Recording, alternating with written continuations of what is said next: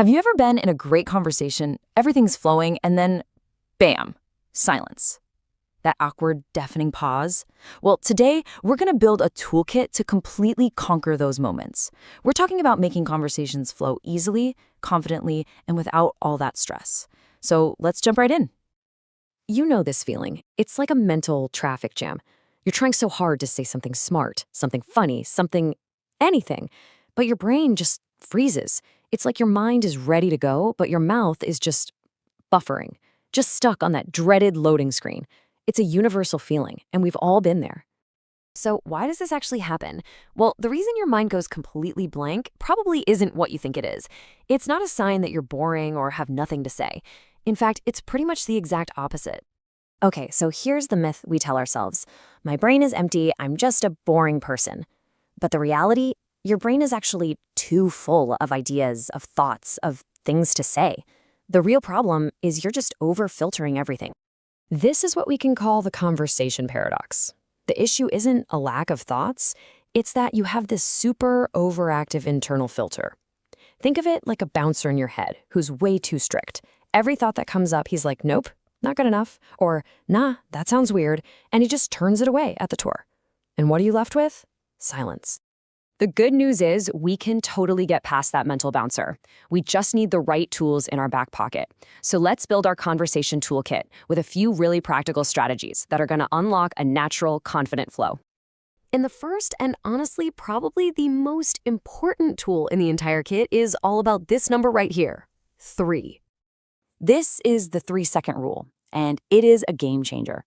Here's the deal. You have about 3 seconds to say whatever thought pops into your head. If you wait any longer, your inner critic, that overthinker, wakes up and just shuts it down. The whole goal is to speak while the idea is still fresh, messy, and human. You know, just like you would with a best friend. Don't wait for perfection. All right, strategy number 2. You gotta switch from being the talker to being the detective. Stop trying so hard to be the most interesting person in the room. That pressure is exactly what causes us to freeze up. Instead, just get curious. Curiosity completely kills that conversation anxiety. This next technique is called threading, and it's basically conversation insurance. It's awesome. When someone says something, just listen for the different threads you can pull on. Take this sentence, for example. Just from that one statement, you have at least 5 different directions you can take the conversation. Just pick one. Ask about the hiking or Colorado or their brother. You'll literally never be stuck again. Okay, but let's be real for a second. Even with all the best tools in the world, sometimes your brain is just going to glitch out. It happens to every single one of us. So what's the recovery plan for when you truly 100% go blank? Here is your 2-step rescue plan. It's super simple. First, just scan your environment. Comment on the music playing, the art on the wall, their cool shoes, anything. It's an easy reset button. Second, use a callback. Circle back to something they mentioned, 5 minutes ago. It shows you were paying attention, and it restarts the conversation so naturally. And just in case, you should always have a mental emergency kit. Think of these as a few go-to questions that work in pretty much any situation. They're open-ended, they're friendly, and they can totally revive a conversation that's starting to flatline. Just keep a few of these in your back pocket. All right, so we've talked about starting conversations and keeping them going, but knowing how to end one gracefully is just as important. You don't want to just let things fizzle out awkwardly, right? You want to leave the other person feeling great about the chat.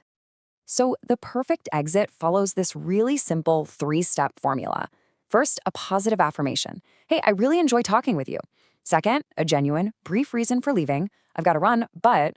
And finally, this is key. Create a future bridge, a little reason to connect again. It's smooth, it's kind, and it leaves a fantastic lasting impression. So look, the big takeaway here is this. You don't have to be perfect.